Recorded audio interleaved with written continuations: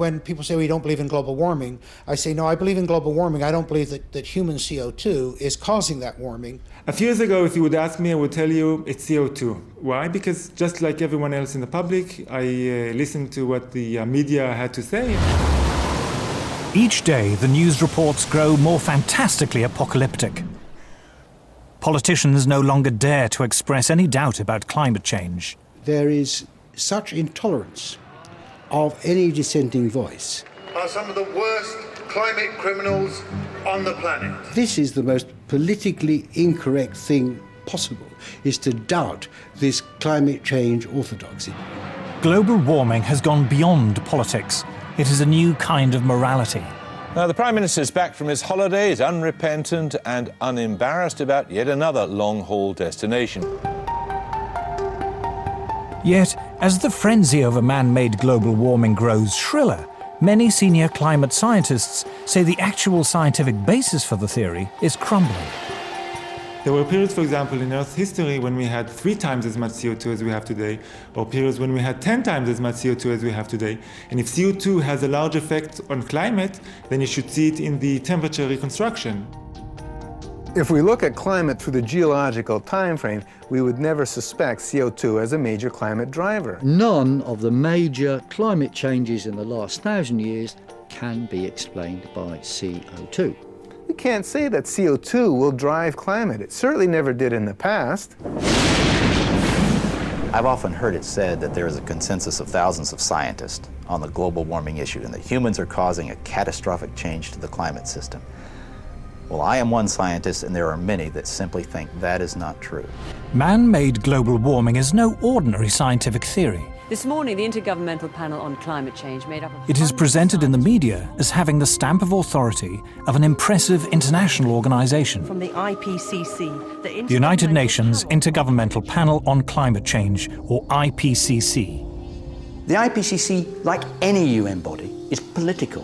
The final conclusions are politically driven. This claim that the IPCC is the world's top 1,500 or 2,500 scientists, you look at the bibliographies of the people and it's simply not true. There are quite a number of non-scientists. And to build the number up to 2,500, they have to start taking reviewers and government people and so on, anyone who ever came close to them.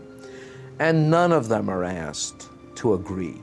Many of them disagree. Those people who are specialists but don't agree with the polemic and resign, and there have been a number that I know of, they are simply put on the author list and become part of this 2,500 of the world's top scientists. People have decided you have to convince other people that since no scientist disagrees, you shouldn't disagree either. But that, whenever you hear that in science, that's pure propaganda. This is a story of how a theory about climate turned into a political ideology. See, I don't even like to call it the environmental movement anymore because really it is a political activist movement, and they have become hugely influential at a global level. It is the story of the distortion of a whole area of science.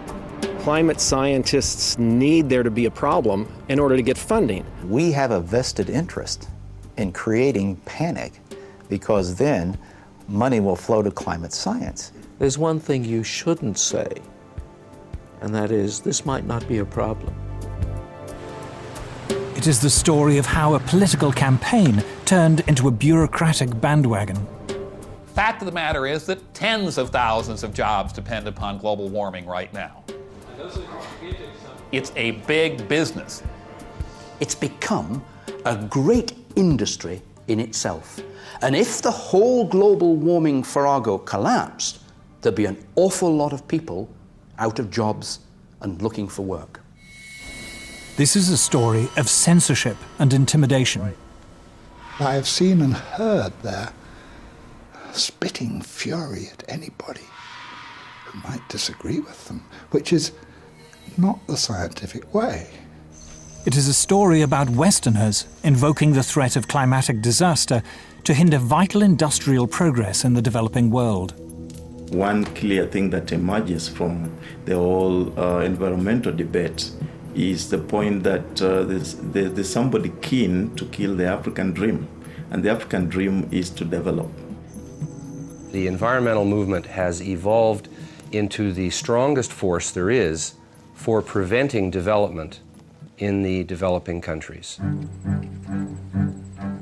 The global warming story is a cautionary tale of how a media scare became the defining idea of a generation. The whole global warming business has become like a religion.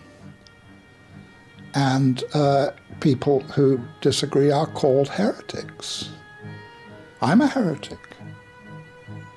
The makers of this program are all heretics.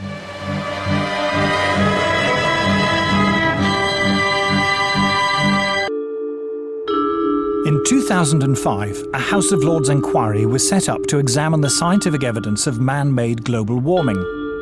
A leading figure in that inquiry was Lord Lawson of Blaby, who, as Chancellor of the Exchequer in the 1980s, was the first politician to commit government money to global warming research. We had a very, very thorough inquiry, took evidence from a whole lot of people expert in this area and produced a report. What surprised me was to discover how weak and uncertain the science was. In fact, there are more and more thoughtful people, some of them a little bit frightened to come out in the open, but who quietly, privately, and some of them publicly, are saying, hang on, wait a minute, this simply doesn't add up. We are told that the Earth's climate is changing. But the Earth's climate is always changing. In Earth's long history, there have been countless periods when it was much warmer and much cooler than it is today, when much of the world was covered by tropical forests, or else vast ice sheets. The climate has always changed, and changed without any help from us humans. We can trace the present warming trend back at least 200 years, to the end of a very cold period in Earth's history. This cold spell is known to climatologists as the Little Ice Age.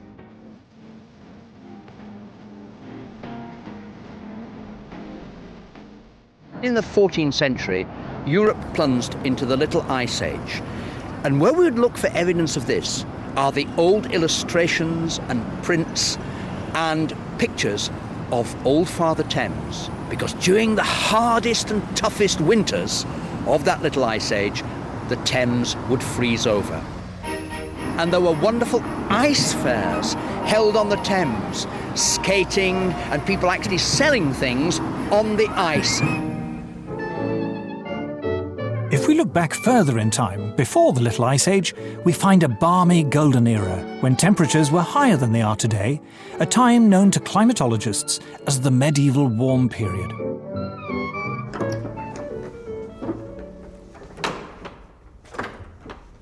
It's important that people know that climate enabled a quite different lifestyle in the medieval period. We have this view today that warming is going to have apocalyptic outcomes. In fact, wherever you describe this warm period, it appears to be associated with riches. We're having a heat wave. In Europe, this was the great age of the cathedral builders, a time when, according to Chaucer, vineyards flourished even in the north of England. All over the city of London, there are little memories of the vineyards that grew in the medieval warm period. So this was a wonderfully rich time. And this little church, in a sense, symbolizes it, because it comes from a period of great wealth. Going back in time further still, before the medieval warm period, we find more warm spells, including a very prolonged period during the Bronze Age, known to geologists as the Holocene maximum, when temperatures were significantly higher than they are now for more than 3 millennia. If we go back 8,000 years in the Holocene period, our current interglacial, it was much warmer than it is today. Now, the polar bears obviously survived that period. They're with us today. They are very adaptable, and these warm periods in the past, what we call hypsithermals, pose no problem for them. Climate variation in the past is clearly natural. So why do we think it's any different today? In the current alarm about global warming, the culprit is industrial society. Thanks to modern industry, luxuries once enjoyed exclusively by the rich are now available in abundance to ordinary people. Novel technologies have made life easier and richer. Modern transport and communications have made the world seem less foreign and distant. Industrial progress has changed our lives. But has it also changed the climate? According to the theory of man-made global warming, industrial growth should cause the temperature to rise. But does it? Anyone who goes around and says that carbon dioxide is responsible for most of the warming of the 20th century hasn't looked at the basic numbers.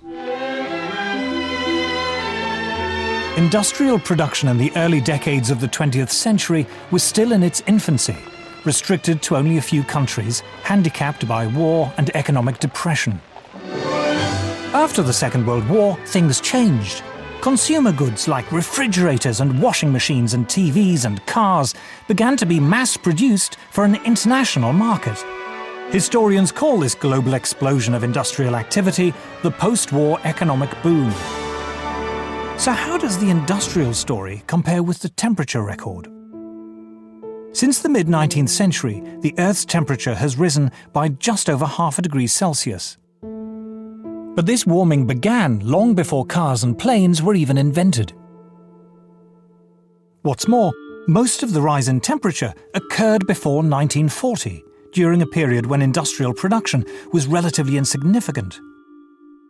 After the Second World War, during the post-war economic boom, temperatures, in theory, should have shot up.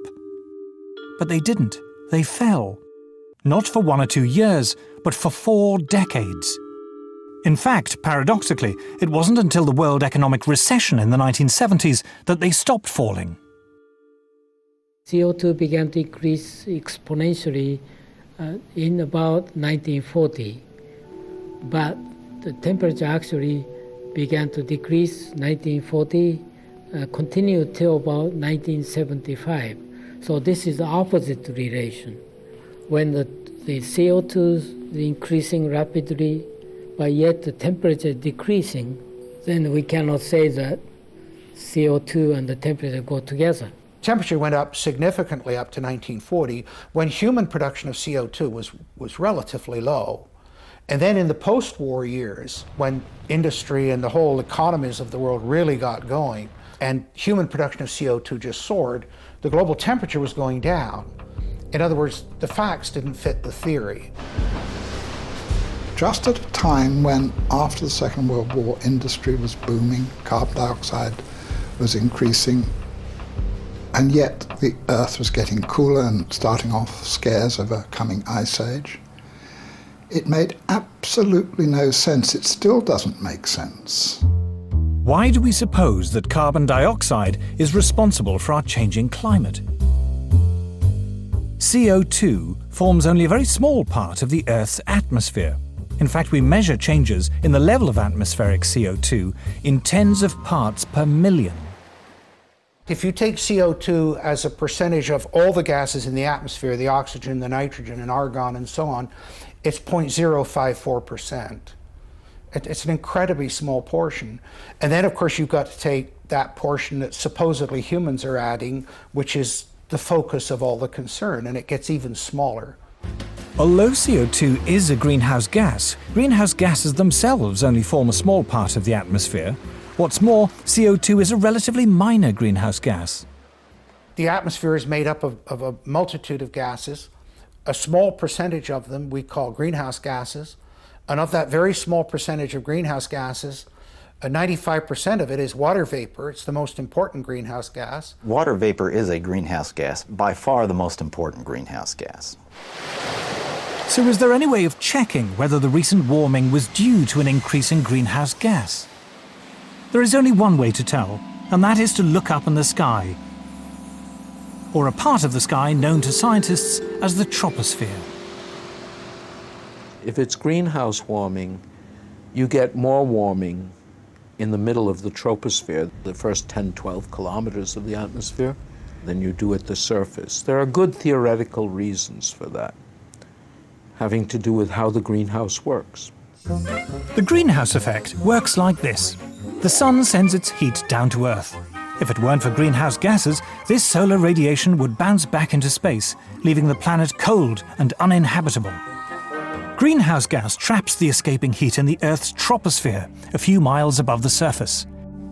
And it's here, according to the climate models, that the rate of warming should be highest, if it's greenhouse gas that's causing it.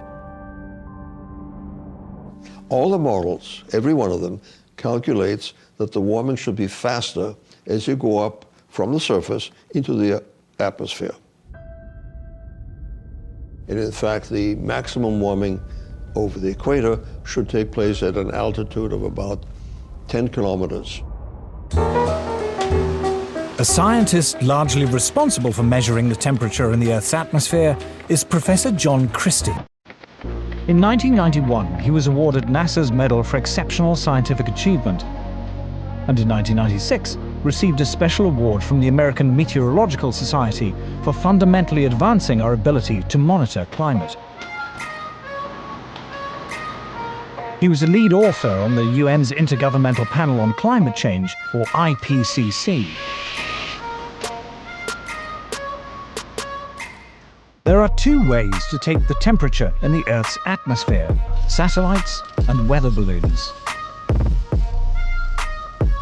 What we found consistently is that in a great part of the planet, that the bulk of the atmosphere is not warming as much as we see at the surface in this region. And that's a real head scratcher for us, because the theory is pretty straightforward. And the theory says that if the surface warms, the upper atmosphere should warm rapidly. The rise in temperature of that part of the atmosphere is not very dramatic at all, and really does not match the theory that climate models are expressing at this point. One of the problems that is plaguing the models is that they predict that as you go up through the atmosphere, except in the polar regions, that the rate of warming increases. And it's quite clear from two data sets, not just satellite data, which everybody talks about, but from weather balloon data, that you don't see that effect. In fact, it looks like the surface temperatures are warming slightly more than the upper air temperatures. Oh, that's a big difference. That data gives you a handle on the fact that what you're seeing is warming that probably is not due to greenhouse gases. That is, the observations do not show an increase with altitude. In fact, most observations show a slight decrease in the rate of warming with altitude. So in a sense, you can say that the hypothesis of man-made global warming is falsified by the evidence. So the recent warming of the Earth happened in the wrong place and at the wrong time. Most of the warming took place in the early part of the 20th century and occurred mostly at the Earth's surface, the very opposite of what should have happened according to the theory of man-made global warming. I am Al Gore. I used to be the next president of the United States of America. Former Vice President Al Gore's emotional film, An Inconvenient Truth, is regarded by many as the definitive popular presentation of the theory of man-made global warming. His argument rests on one all-important piece of evidence taken from ice core surveys in which scientists drilled deep into the ice to look back into Earth's climate history hundreds of thousands of years. The first ice core survey took place in Vostok in the Antarctic. What it found, as Al Gore correctly points out, was a clear correlation between carbon dioxide and temperature. We're going back in time now, 650,000 years. Here's what the temperature has been on our Earth. Now, one thing that kind of jumps out at you is, did they ever fit together? Most ridiculous thing I've ever heard. The relationship is actually very complicated, but there is one relationship that is far more powerful than all the others, and it is this. When there is more carbon dioxide, the temperature gets warmer. Al Gore says the relationship between temperature and CO2 is complicated, but he doesn't say what those complications are. In fact, there was something very important in the ice core data that he failed to mention. Professor Ian Clark is a leading Arctic paleoclimatologist who looks back into the Earth's temperature record tens of millions of years. When we look at climate on long scales, we're looking for geological material that actually records climate If we're to take an ice sample, for example, we use isotopes to reconstruct temperature, but the atmosphere that's imprisoned in that ice, we liberate, and then we look at the CO2 content. Professor Clark and others have indeed discovered, as Al Gore says, a link between carbon dioxide and temperature. But what Al Gore doesn't say is that the link is the wrong way round. So here we're looking at the ice core record from Vostok, and in the red we see temperature going up from early time to later time at a very key interval when we came out of a glaciation. And we see the temperature going up, and then we see the CO2 coming up. CO2 lags behind that increase. It's got an 800-year lag, so temperature is leading CO2 by 800 years. There have now been several major ice core surveys. Every one of them shows the same thing. The temperature rises or falls, and then, after a few hundred years, carbon dioxide follows. So obviously, carbon dioxide is not the cause of that warming. In fact, we can say that the warming produced the increase in carbon dioxide. CO2 clearly cannot be causing temperature changes. It's a product of temperature. It's following temperature changes. The ice core record goes to the very heart of the problem we have here. They said, if the CO2 increases in the atmosphere as a greenhouse gas, then the temperature will go up. But the ice core record shows exactly the opposite. So the fundamental assumption, the most fundamental assumption of the whole theory of climate change due to humans is shown to be wrong. But how can it be that higher temperatures lead to more CO2 in the atmosphere? To understand this, we must first restate the obvious point that carbon dioxide is a natural gas produced by all living things. Few things annoy me more than to hear people talking about carbon dioxide as being a pollutant. You're made of carbon dioxide. I'm made of carbon dioxide. Carbon dioxide is how living things grow. What's more, humans are not the main source of carbon dioxide. Humans produce a small fraction in the single digits percentage-wise of the CO2 that is produced in the atmosphere. Volcanoes produce more CO2 each year than all the factories and cars and planes and other sources of man-made carbon dioxide put together. More still comes from animals and bacteria, which produce about 150 gigatons of CO2 each year, compared to a mere 6.5 gigatons from humans. An even larger source of CO2 is dying vegetation, from falling leaves, for example, in the autumn. But the biggest source of CO2 by far is the oceans.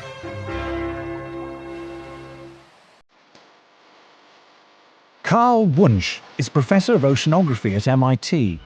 He was also visiting Professor in Oceanography at Harvard University and University College London, and a Senior Visiting Fellow in Mathematics and Physics at the University of Cambridge.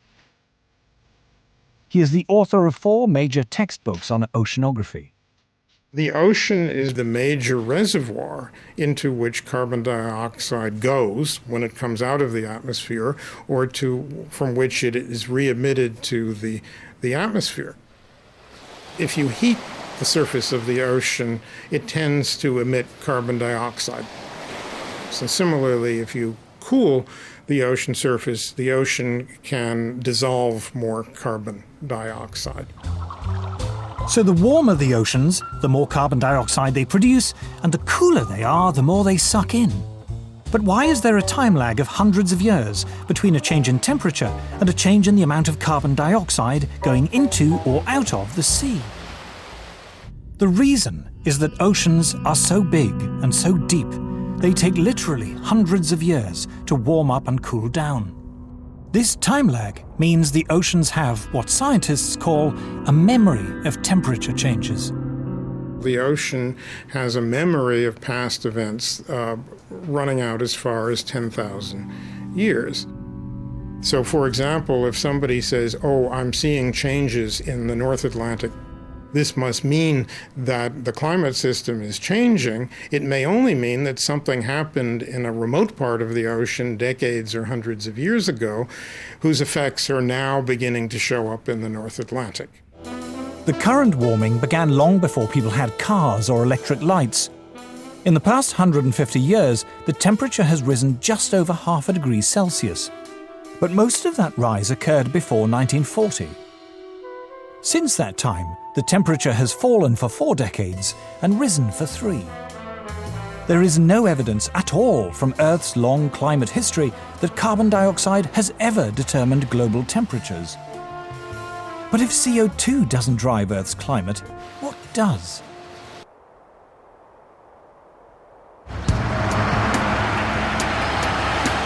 The common belief that carbon dioxide is driving climate change is at odds with much of the available scientific data. Data from weather balloons and satellites, from ice core surveys, and from the historical temperature records. But if CO2 isn't driving climate, what is? Isn't it bizarre to think that it's humans, when we're filling up our car, turning on our lights, that we're the ones controlling climate?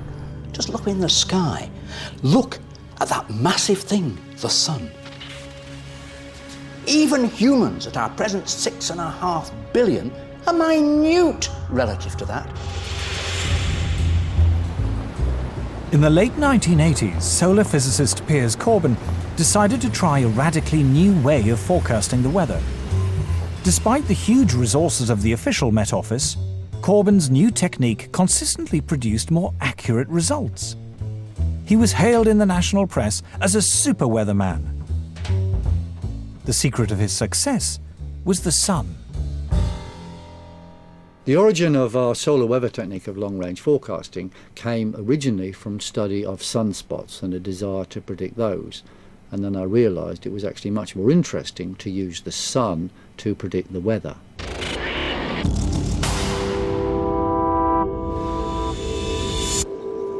Sunspots, we now know, are intense magnetic fields which appear at times of higher solar activity. But for many hundreds of years, long before this was properly understood, astronomers around the world used to count the number of sunspots in the belief that more spots heralded warmer weather. In 1893, the British astronomer Edward Maunder observed that during the Little Ice Age, there were barely any spots visible on the sun, a period of solar inactivity which became known as the Maunder minimum. But how reliable are sunspots as an indicator of the weather? Okay, bye. I decided to test it by gambling on the weather through William Hill against what the Met Office said was a normal expectation. And I won money month after month after month after month. Last winter the Met Office said it could be or would be an exceptionally cold winter. We said, no, that is nonsense, it's going to be very close to normal. And we specifically said when it would be cold, i.e. after Christmas and February. We were right, they were wrong. In 1991, senior scientists at the Danish Meteorological Institute decided to compile a record of sunspots in the 20th century and compare it with the temperature record. What they found was an incredibly close correlation between what the sun was doing and changes in temperature on Earth. Solar activity, they found, rose sharply to 1940, fell back for 4 decades until the 1970s, and then rose again after that. When we saw this correlation between the temperature and solar activity or sunspot cycle lengths, then people said to us, okay, it can be just a coincidence. So how can we prove that it's not just a coincidence? Well, one obvious thing is to have a longer time series or different time series. Then we went back in time. So Professor Friis Christiansen and his colleagues examined 400 years of astronomical records to compare sunspot activity against temperature variation. Once again, they found that variations in solar activity were intimately linked to temperature variation on Earth. It was the sun, it seemed, not carbon dioxide or anything else, that was driving changes in the climate. In a way, it's not surprising. The sun affects us directly, of course, when it sends down its heat. But we now know the sun also affects us indirectly through clouds. Clouds have a powerful cooling effect, but how are they formed?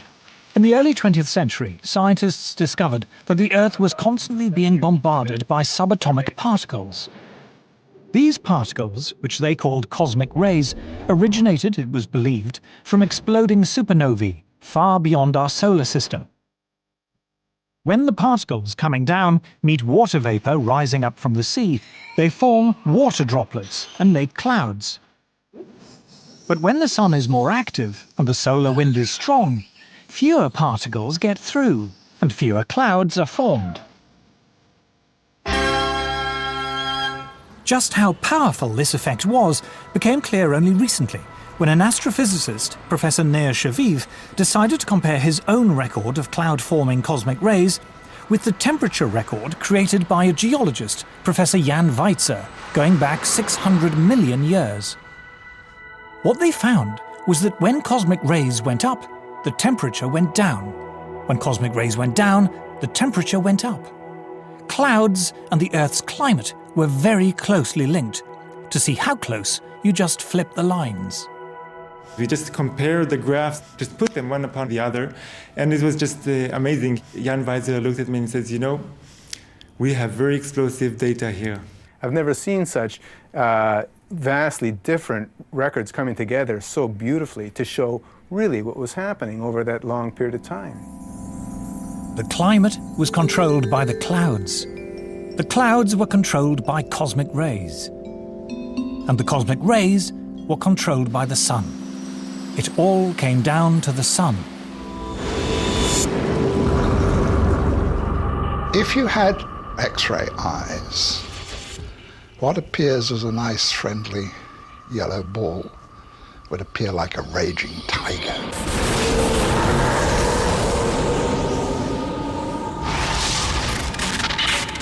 The sun is an incredibly violent beast,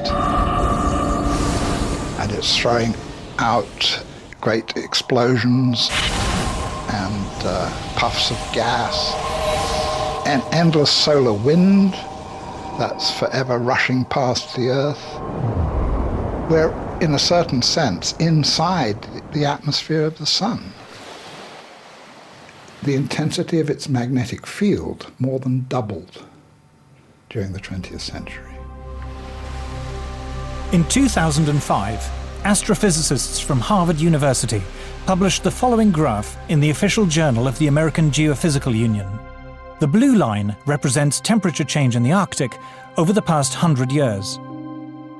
And here is the rise in carbon dioxide over the same period.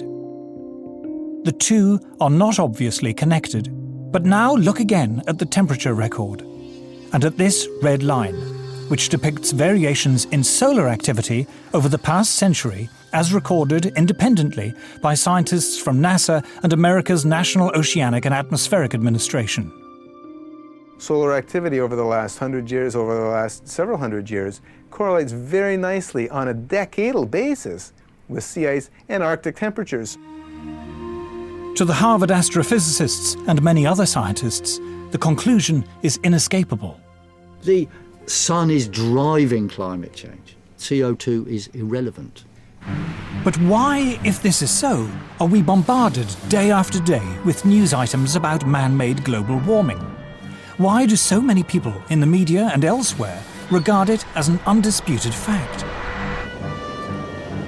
To understand the power of global warming theory, we must tell the story of how it came about.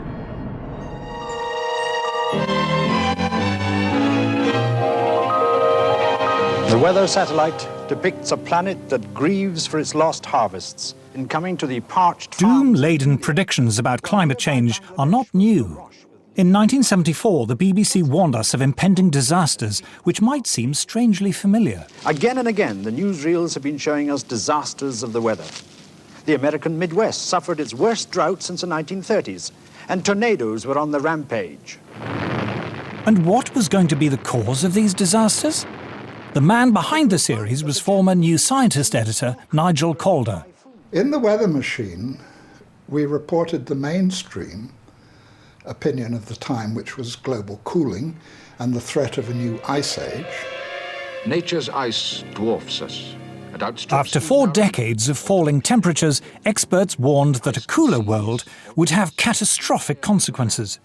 There's the ever-present threat of a big freeze. Will a new ice age claim our lands and bury our northern cities? But amid the doom and gloom, there was one voice of hope. A Swedish scientist called Bert Bolin tentatively suggested that man-made carbon dioxide might help to warm the world, although he wasn't sure. And there is a lot of oil, and there are vast amounts of coal left. And we seem to be burning it with an ever-increasing rate. And if we go on doing this, in about 50 years' time, the climate may be a few degrees warmer than today. We just don't know. We were also the first to put Bert Bolin of Sweden on international television talking about the dangers of carbon dioxide. And I remember being bitterly criticized by top experts for indulging him in his fantasy. At the height of the cooling scare in the 70s, Bert Bolin's eccentric theory of man-made global warming seemed absurd. 2 things happened to change that. First, temperatures started to rise. And second, the miners went on strike.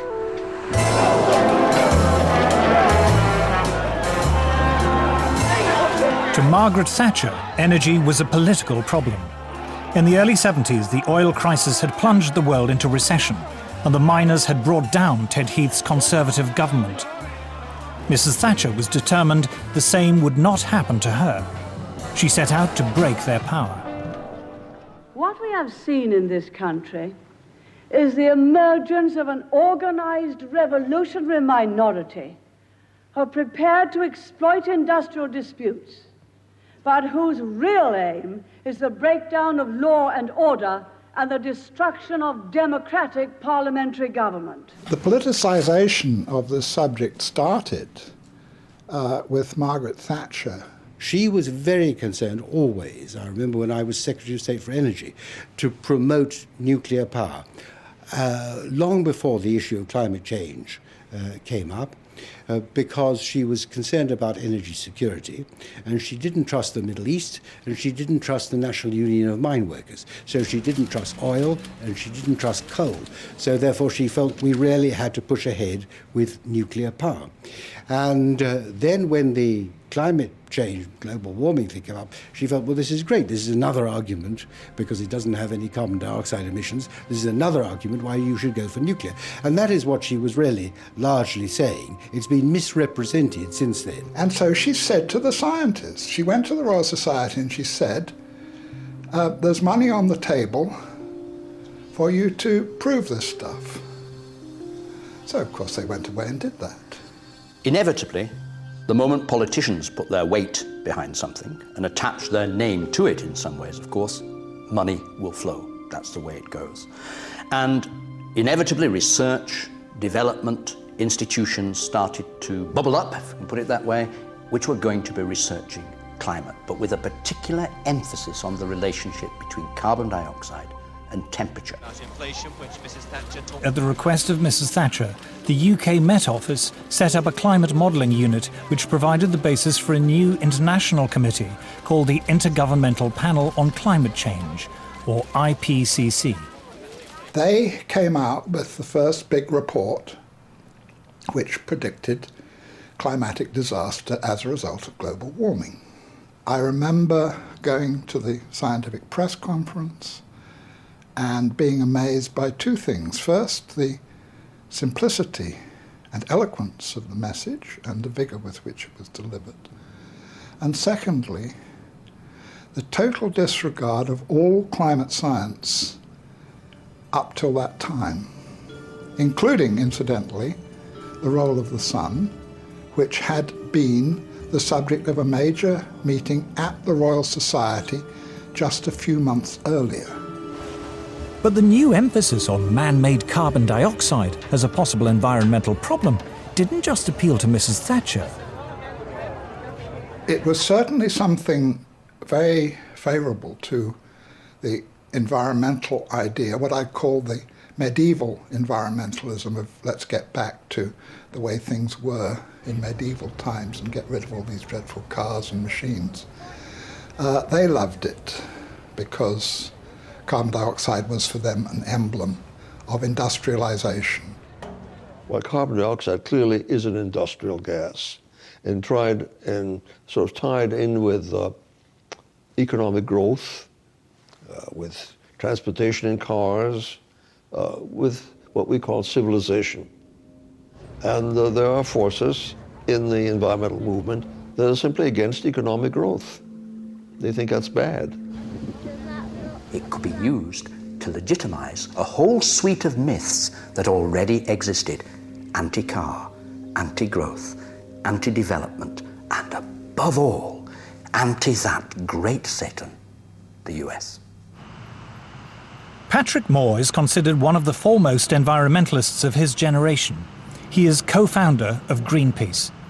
The shift to climate being a major focal point came about for two very distinct reasons. The first reason was because by the mid-'80s, a majority of people now agreed with all of the reasonable things we in the environmental movement were saying they should do. Now, when a majority of people agree with you, it's pretty hard to remain confrontational with them. And so the only way to remain anti-establishment was to adopt ever more extreme positions.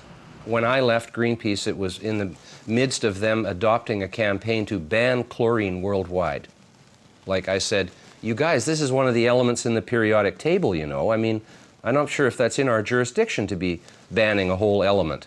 Destroying the wall were soon done. The other reason that environmental extremism emerged was because world communism failed, the wall came down, and a lot of peaceniks and political activists moved into the environmental movement, bringing their neo-Marxism with them, and learned to use green language in a very clever way to cloak agendas that actually have more to do with anti-capitalism and anti-globalization than they do anything with ecology or science. The left have been slightly disoriented by the manifest failure of socialism and indeed even more so of communism as it was tried out. And therefore, they still remain as anti-capitalist as they were, but they have to find a new guise for their anti-capitalism. And it was a kind of amazing alliance from Margaret Thatcher on the right through to very left-wing anti-capitalist environmentalists that created this kind of momentum behind a loony idea. By the early 1990s, man-made global warming was no longer a slightly eccentric theory about climate. It was a full-blown political campaign. It was attracting media attention, and as a result, more government funding. Prior to Bush the Elder, I think the level of funding for climate and climate-related sciences was somewhere around the order of $170 million a year, which was reasonable for the size of the field. It jumped to $2 billion a year, more than a factor of 10. And yeah, that changed a lot. I mean, That's a lot of jobs. a lot of jobs. It brought a lot of new people into it who otherwise were not interested. So you developed whole cadres of people whose only interest in the field was that there was global warming. If I wanted to do research on, shall we say, the squirrels of Sussex, what I would do, and this is any time from 1990 onwards, I would write my grant application saying, I want to investigate the nut-gathering behavior of squirrels with special reference to the effects of global warming. And that way I get my money. If I forget to mention global warming, I might not get the money. There's really no question in my mind that the large amounts of money that have been fed into this particular, rather small area of science have distorted the overall scientific effort. We're all competing for funds. And if your field is the focus of concern, you have that much less work rationalizing why your field should be funded.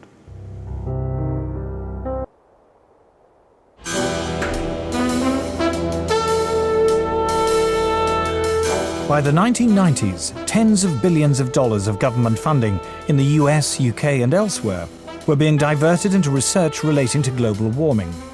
A large portion of those funds went into building computer models to forecast what the climate will be in the future. But how accurate are those models?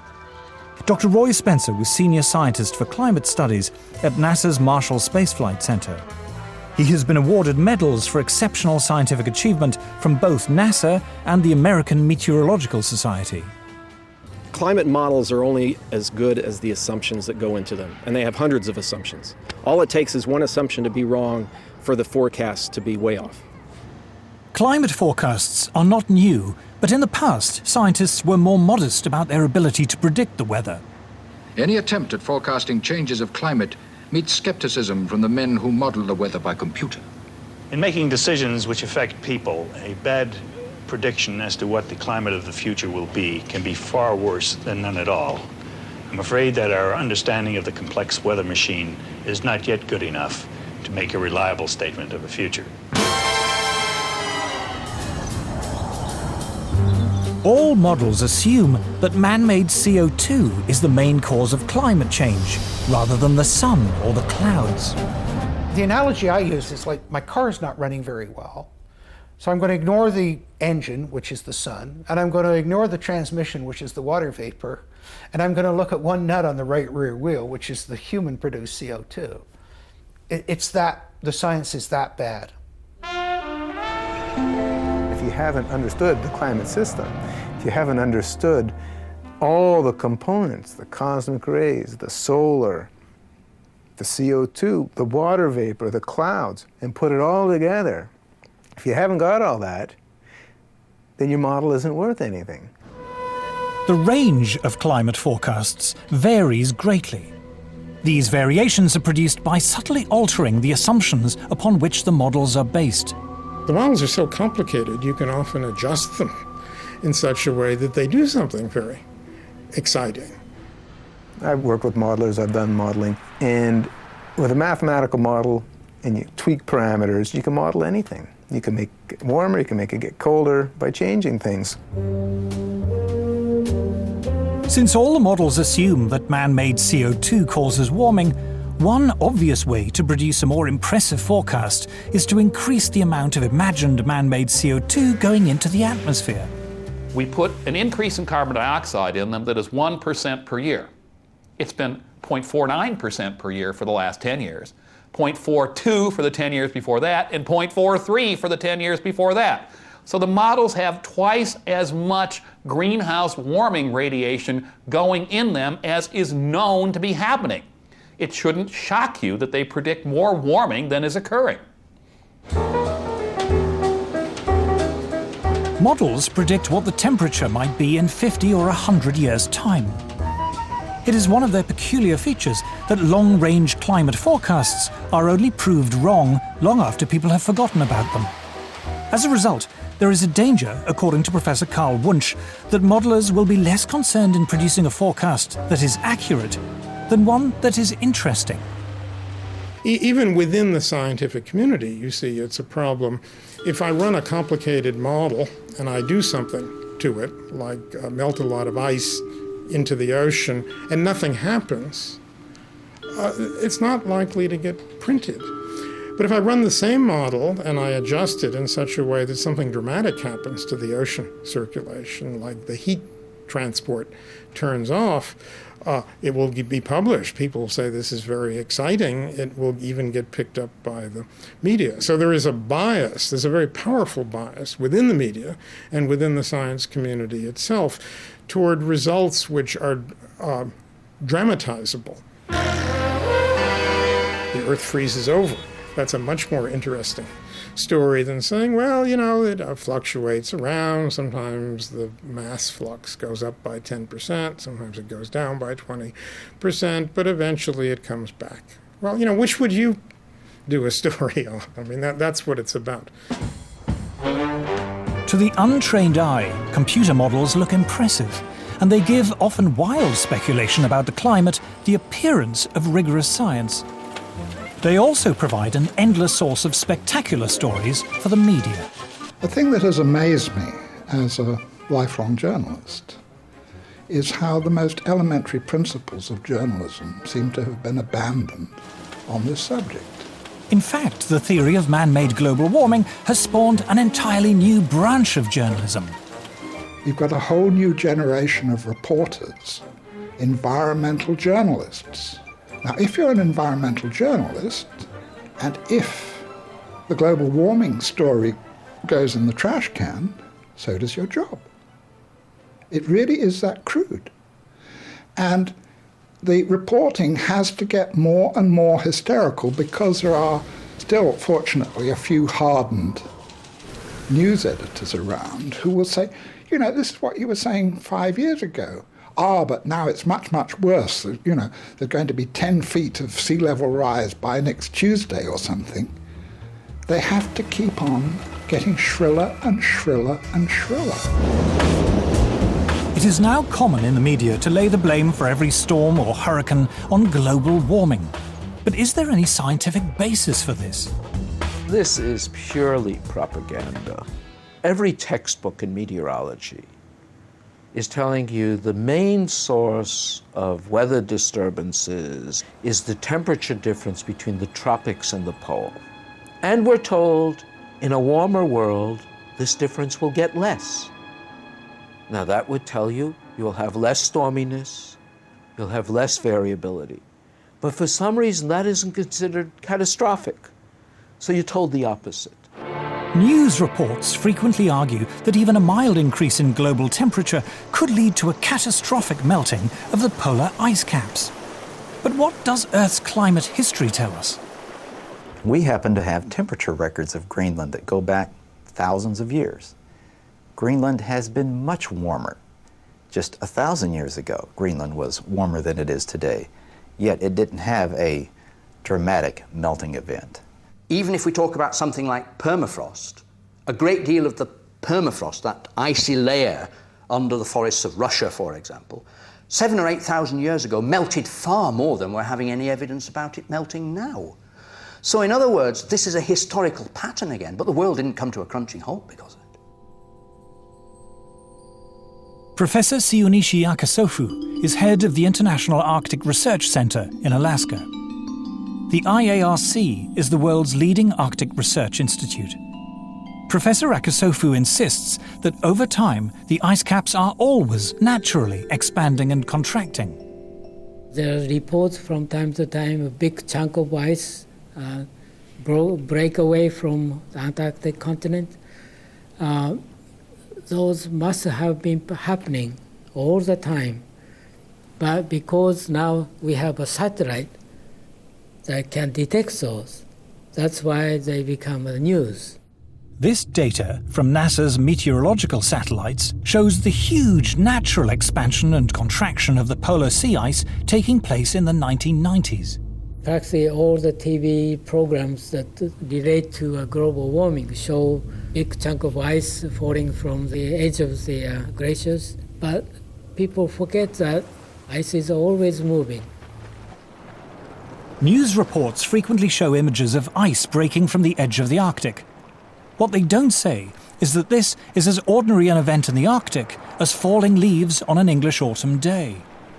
They ask me, did you see ice falling from the edge of the glaciers?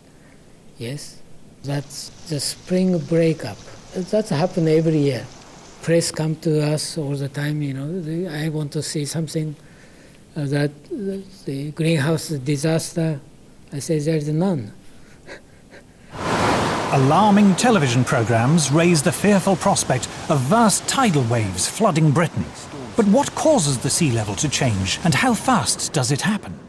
Sea level changes over the world in general are governed fundamentally by two factors. What we would call local factors, the relationship of the sea to the land, which often, by the way, is to do with the land rising or falling than anything to do with the sea.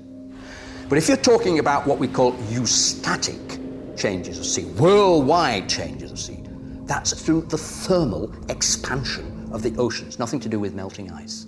And that's an enormously slow and long process. people say, oh, I see the ocean doing this last year, that means that something changed in the atmosphere last year. And this is not necessarily true at all. In fact, it's actually quite unlikely, because it can take hundreds to thousands of years for the deep ocean to respond to forces and changes that are taking place at the surface. It is also suggested that even a mild rise in temperature will lead to the spread northward of deadly insect-borne tropical diseases like malaria. But is this true? Professor Paul Reiter of the Pasteur Institute in Paris is recognized as one of the world's leading experts on malaria and other insect-borne diseases. He is a member of the World Health Organization Expert Advisory Committee, was chairman of the American Committee of Medical Entomology of the American Society for Tropical Medicine, and lead author on the health section of the US National Assessment of the Potential Consequences of Climate Variability. As Professor Reiter is eager to point out, mosquitoes thrive in very cold temperatures. Mosquitoes are not specifically tropical. Most people will realize that in temperate regions there are mosquitoes. In fact, mosquitoes are extremely abundant in the Arctic. The most devastating epidemic of malaria was in the Soviet Union in the 1920s. There were something like 13 million cases a year and something like 600,000 deaths. A tremendous catastrophe that reached up to the Arctic Circle. Archangel had 30,000 cases and about 10,000 deaths. So it's not a tropical disease. Yet these people in the global warming fraternity invent the idea that malaria will move northwards. Climate scare stories cannot be blamed solely on sloppy or biased journalism. According to Professor Reiter, hysterical alarms have been encouraged by the reports of the United Nations Intergovernmental Panel on Climate Change, or IPCC. On the spread of malaria, the IPCC warns us that mosquito species that transmit malaria do not usually survive where the mean winter temperature drops below 16 to 18 degrees Celsius. According to Professor Reiter, this is clearly untrue. I was horrified to read the second and the third assessment reports because there was so much misinformation without any kind of recourse, or virtually without mention of the scientific literature, the truly scientific literature, the literature by specialists in those fields. In a letter to the Wall Street Journal, Professor Frederick Seitz, former president of America's National Academy of Sciences, revealed that IPCC officials had censored the comments of scientists. He said that this report is not the version that was approved by the contributing scientists. At least 15 key sections of the science chapter had been deleted. These included statements like, none of the studies cited has shown clear evidence that we can attribute climate changes to increases in greenhouse gases. No study to date has positively attributed all or part of the observed climate changes to man-made causes.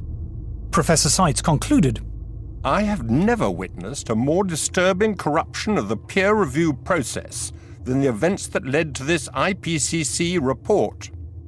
In its reply, the IPCC did not deny making these deletions, but it said there was no dishonesty or bias in the report and that uncertainties about the cause of global warming had been included.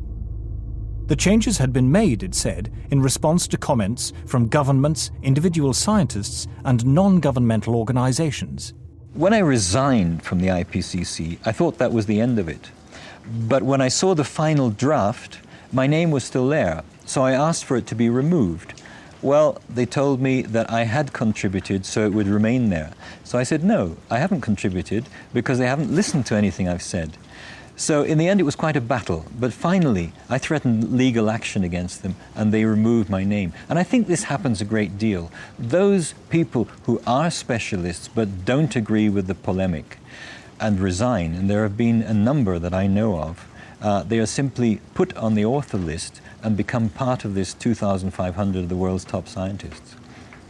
Research relating to man-made global warming is now one of the best-funded areas of science. The US government alone spends more than $4 billion a year. According to NASA climatologist Roy Spencer, scientists who speak out against man-made global warming have a lot to lose. It's generally harder to get research proposals funded because of the stands that we've taken publicly. And you'll find very few of us that are willing to take a public stand because it does cut into their research funding. It is a common prejudice that scientists who do not agree with the theory of man-made global warming must be being paid by private industry to tell lies. I get it all the time. You must be in the pay of the multinationals.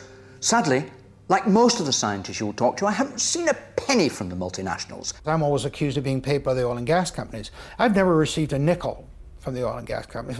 I joke about I wish they would pay me, then I could afford their product. Whenever anybody says that I'm in the pay of an oil company, I say my bank manager would wish. There is almost no private sector investment in climatology, and yet to be involved in any research project which involves an industry grant, no matter how small, can spell ruin to a scientist's reputation. Modern technology fueled by greenhouse gases. Patrick Michaels is Professor of Environmental Sciences at the University of Virginia. He was chair of the Committee on Applied Climatology at the American Meteorological Society, president of the American Association of State Climatologists, the author of 3 books on meteorology, and an author and reviewer on the UN's Intergovernmental Panel on Climate Change.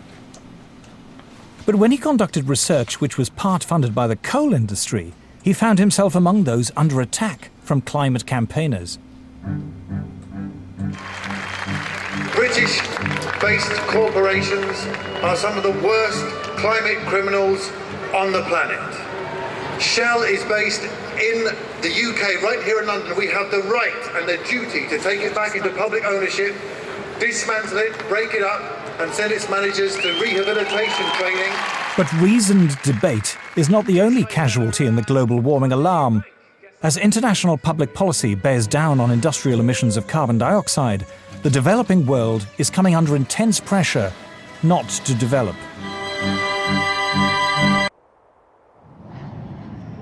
I'm no expert on climate change, I'm no scientist, and what I'm going to say next is a great big turn-off. It's just that. Turning off anything you don't need, you're not using. It's easier than you think to make a difference. Delegates from around the world are flying into Nairobi for a conference sponsored by the UN to talk about global warming.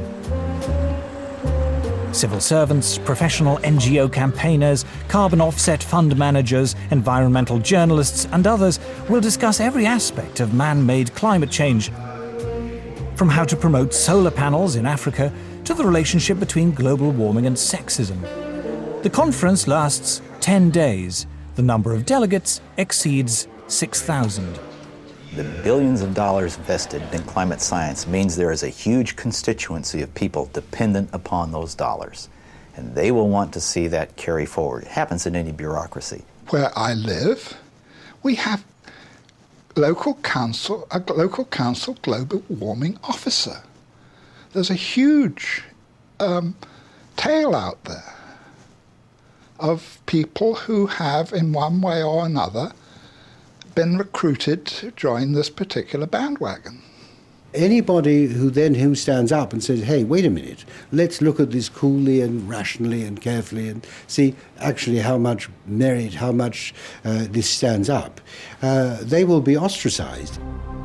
Scientists, accustomed to the relative civility and obscurity of academic life, suddenly find themselves publicly attacked if they dare to challenge the theory of man-made global warming, vilified by campaign groups and even within their own universities. It's the old English saying, if you stand up in the coconut shy, they're going to throw at you. So I understand that there's going to be some of that, but it gets pretty difficult and pretty nasty and very personal. And it's been, death threats and all sorts of things. And so I'm not doing it for my health. These days, if you are skeptical about the litany around climate change, you're suddenly like as if you're a Holocaust denier. The environmental movement, really, it is a political activist movement. And they have become hugely influential at a global level. And every politician is aware of that today. Whether you're on the left, in the middle, or the right, you have to pay homage to the environment. In the past month, the global warming campaign has won a great victory. The United States government, once a bastion of resistance, has succumbed. George Bush is now an ally. Western governments have now embraced the need for international agreements to restrain industrial production in the developed and developing world. But at what cost? Paul Driesen is a former environmental campaigner. My big concern with global warming is that the policies being pushed to supposedly prevent global warming are having a disastrous effect on the world's poorest people. Global warming campaigners say it does no harm to be on the safe side. Even if the theory of man-made climate change is wrong, we should impose draconian measures to cut carbon emissions just in case. They call this the precautionary principle. The precautionary principle is a very interesting beast. It's basically used to promote a particular agenda and ideology. It's always used in one direction only. It talks about the risks of using a particular technology, fossil fuels, for example, but never about the risks of not using it. It never talks about the benefits of having that technology. Anne Muagela is about to cook a meal for her children. She is one of the 2 billion people, a third of the world's population, who have no access to electricity. Instead, they must burn wood or dried animal dung in their homes. The indoor smoke this creates is the deadliest form of pollution in the world. According to the World Health Organization, 4 million children under the age of 5 die each year from respiratory diseases caused by indoor smoke, and many millions of women die early from cancer and lung disease for the same reason. If you were to ask a rural person to define development, they'll tell you, yes, I'll know I've moved to the next level when I have electricity. Actually, not having electricity creates such a long chain of problems because the first thing you will miss is the light.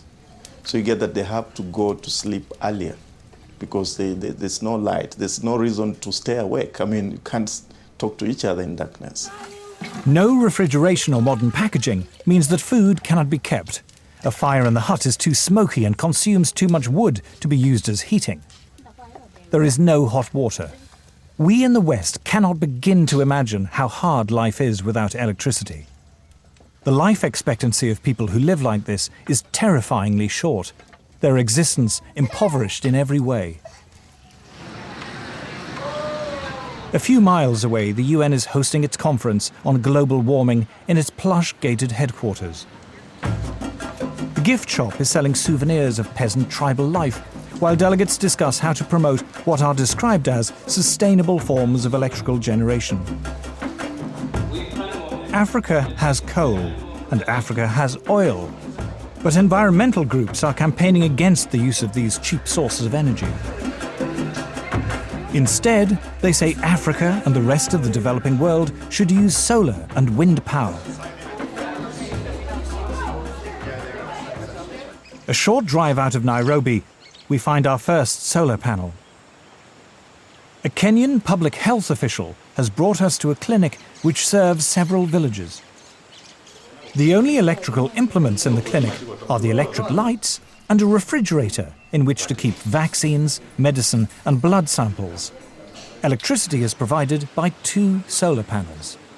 So what can it do successfully? Lighting. Lighting only? Yes. What happens when you put lighting plus the refrigerator and others? What happens? It sounds an alarm. It sounds an alarm? Yeah. Then can we maybe see that?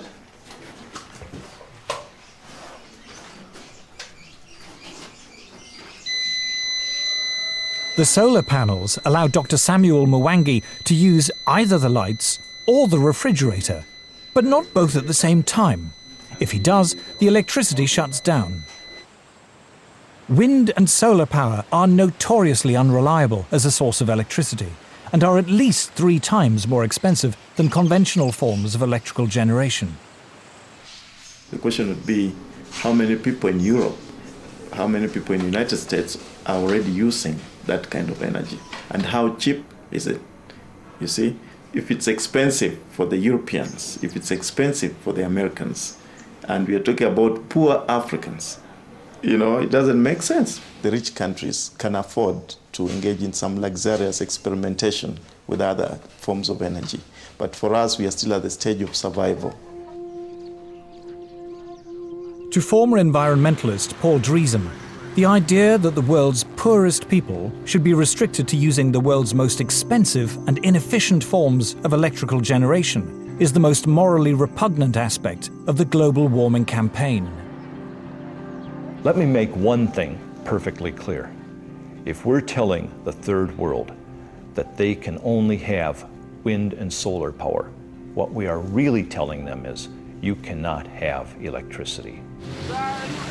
The challenge we have when we meet Western environmentalists who say we must engage in use of solar panels and wind energy is how we can have Africa industrialized. Because I don't see how a solar panel is going to power a steel industry, how a solar panel is going to power maybe some railway train network. It might work maybe to power a small transistor radio. I think one of the most pernicious aspects of the modern environmental movement is this romanticization of peasant life. And the idea that industrial societies are the destroyers of the world. One clear thing that emerges from the whole environmental debate is the point that there's somebody keen to kill the African dream, and the African dream is to develop. The environmental movement has evolved into the strongest force there is for preventing development in the developing countries. If you're being told, don't touch your resource, don't touch your oil, don't touch your coal, that is suicide. I think it's legitimate for me to call them anti-human. Like, okay, you don't have to think humans are better than whales or better than owls or whatever if you don't want to, right? But surely it is not a good idea to think of humans as sort of being scum, that it's okay to have hundreds of millions of them go blind or die or whatever. I just can't relate to that.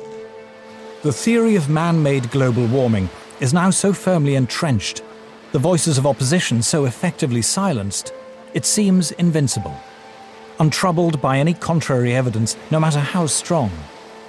The global warming alarm is now beyond reason.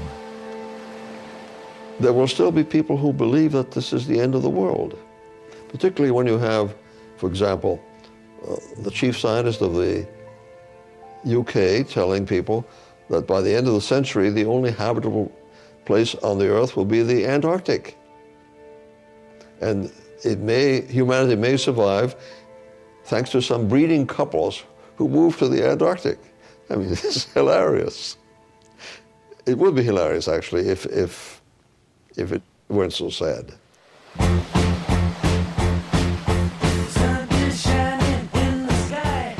3:15 tonight, dispatches and how green are our politicians and business leaders.